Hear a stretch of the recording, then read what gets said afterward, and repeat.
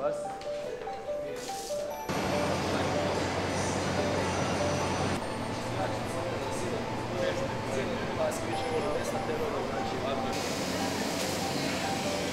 je malo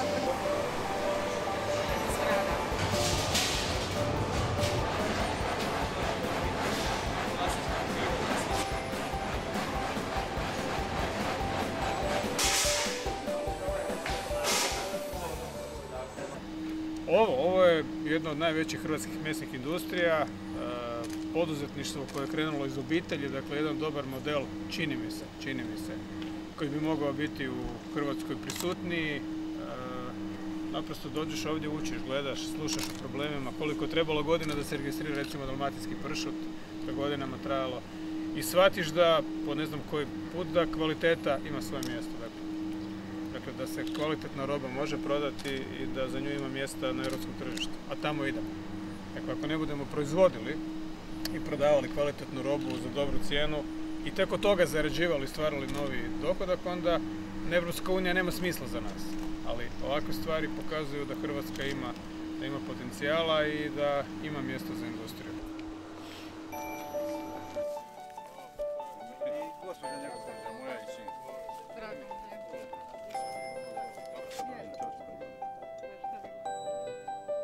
Obodne površine, znači oko Plomina i ovih sela. Znači negdje otprilike bruto površine, mislim negdje oko 5. Nema finalizacije proizvoda. Znači proizvodimo mandarinu, proizvodimo desku, proizvodimo ostale i to plasiramo. Moje mandarine i vodiče,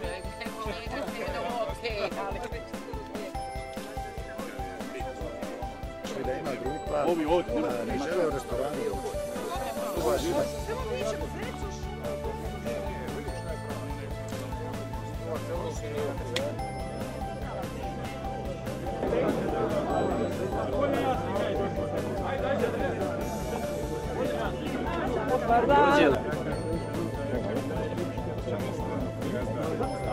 Ne bi rekao.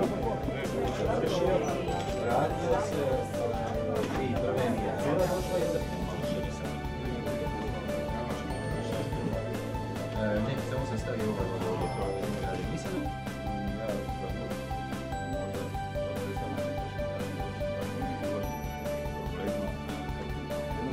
Ne znamo kako, na koji način regulirati. Imamo svi vjerojatno sliči da je ta, znači, birokracija, ja nemam nikakve birokracije.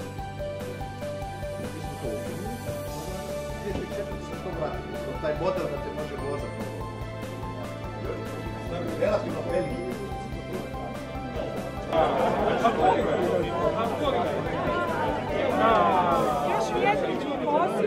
Razgovarali smo sa lokalnim proizvođačima, ljudima koji zapošljavaju 10, 20, 30 ljudi, imaju određeni promet, dakle trude se i slušali njihove probleme. To je sve, to radimo stalno. I ono što čujemo ovdje, čujemo u cijeloj Hrvatskoj, to je nezadovoljstvo poreznim sustavom, funkcioniranjem države. Dakle, samo što je ovdje naravno puno teže nego u nekim drugim dijelovima Hrvatske koji su povezaniji, koji su urbaniziraniji. Prema tome, onaj tko ovdje pokušava nešto napraviti od nule, a radi se o ljudima koji su to uglavnom počeli raditi od nule, bez poticaja, bez ičega, taj zaslužuje možda i malo veće poštovanje i čini nam se da uz sve one objektivne probleme koji postoje u funkcioniranju sustava, da poduzetnike možda više od svega smeta i taj manjak poštovanja prema onome što rade i onome u što vjeruju.